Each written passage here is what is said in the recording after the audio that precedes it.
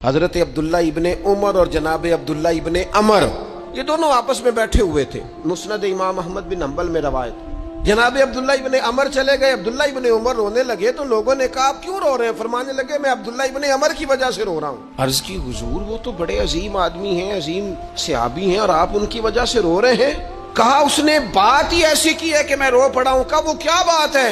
तो जनाब अब्दुल्ला इब्ने उमर फरमाने लगे अब्दुल्ला इब्ने अमर का ख्याल है कि उसने नबी पाक अलैहिस्सलाम से सुना है कि जिसके दिल में राई के दाने के बराबर भी तकब्बुर होगा अल्लाह उसे मुंह के बल दोजख में फेंक देगा। राई के दाने के बराबर भी, राई के दाने के बराबर भी, राई के दाने के बराबर। आप इसका स्टेटस चेक करें कि इसका मियार चेक करें कि ये बीमारी कितनी खतरनाक है कि अगर इतने भी जरासीम इसके सीने में मौजूद हों, दिल में मौजूद हों तो फरमाया अल्लाह ताला मुंह के बल दोजख में फेंक देगा। फरमाया ये बात इतनी सख्त है कि इसने मुझे रुला दिया।